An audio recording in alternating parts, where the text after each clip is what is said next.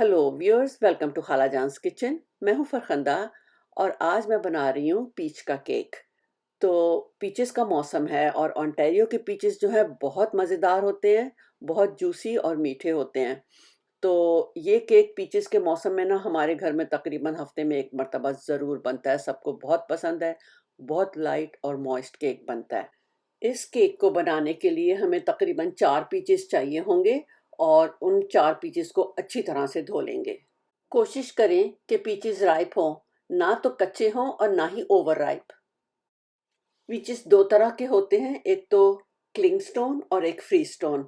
Cling stone में गुठली ज़रा मुश्किल से निकलती है, तो मैंने फ्री स्टोन लिए हैं।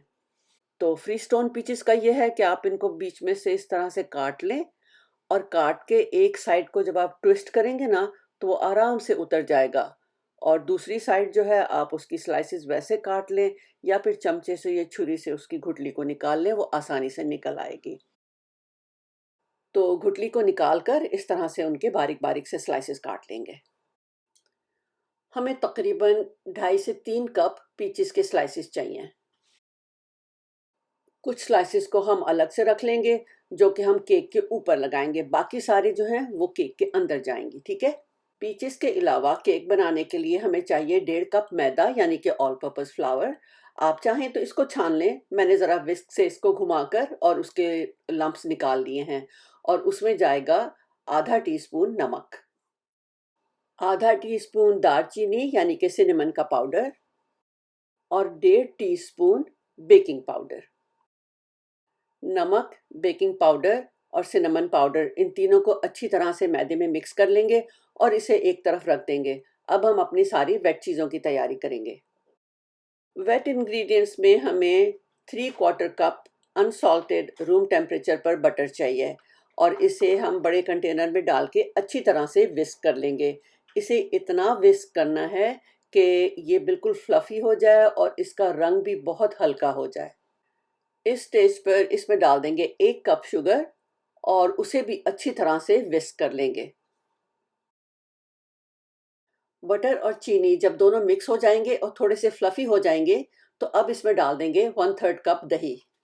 आप अगर चाहें तो सावर क्रीम भी डाल लें, इससे केक में हल्की सी खटास आ जाएगी और केक नरम भी बनेगा। और अब इसमें जाएगा 1 टीस्पून वनीला एक्सट्रैक्ट और साथ ही डाल देंगे 1 अंडा। इस केक को बनाने के लिए हमें टोटल 2 अंडे चाहिए, लेकिन अंडे हम एक-एक करके डालेंगे। अंडा डालकर इसे फिर से दोबारा से अच्छी तरह से मिक्स करेंगे, इतना कि ये बिल्कुल एकदम से हल हो जाए और फिर हम इसमें दूसरा अंडा डालेंगे। दोनों अंडे इकट्ठे ना डालने की वजह ये है कि दोनों अंडे अगर डाल दिए तो बैटर जो है वो कर्डल हो जाएगा। तो इस वक़्त दूसरा अंडा डालने से पहले जो साइड्स हैं हम उनको स्क्रैप्स कर लेंगे, ताकि सारा कुछ अच्छी से मिक्स हो जाए और फिर हम इसमें दूसरा अंडा डाल देंगे। दूसरा अंडा डालकर दोबारा से उसे मिक्स कर लेंगे। अब इसमें मैदा डालना है, तो मैदे का जो हमने मिक्सर तैयार करके रखा हुआ है उसे हम आधा-आधा करके डालेंगे और बहुत थोड़ा-सा मिक्स करेंगे, हल्की स्पीड से करेंगे। आपको ये स्पीड ज़्यादा लग रही होगी क्योंकि मैंने वीडियो को फ़ास्ट किया है ताकि वीडियो लंबी ना हो जाए, लेकिन लो स्पीड पर मिक्स करना है ताकि ओवर मिक्सिंग ना हो, वरना केक टफ़ बनेगा। और उसके बाद फिर वापस से आधा मैदा और डालकर और उसे फिर से मिक्स कर लेंगे। केक का बैटर अब तैयार हो गया है। साइड्स को स्क्रैप करके और फिर इसमें पीचेस डाल देंगे और पीचेस को बैटर में हल्के हाथ से मिक्स कर देंगे। मैंने 8 इंच का पैन लिया है और उसकी बेस पे मैंने थोड़ा-सा बटर लगा के और बटर पेपर लगाया है। उससे ये होता है कि पेपर चिपका रहता है और इसको भी हम बटर कर लेंगे और साइड्स पे भी बटर लगा देंगे। उससे ये होगा कि केक जो है बहुत आसानी से निकल आएगा। तैयार किए हुए पैन में अब सारा केक का बैटर डाल देंगे।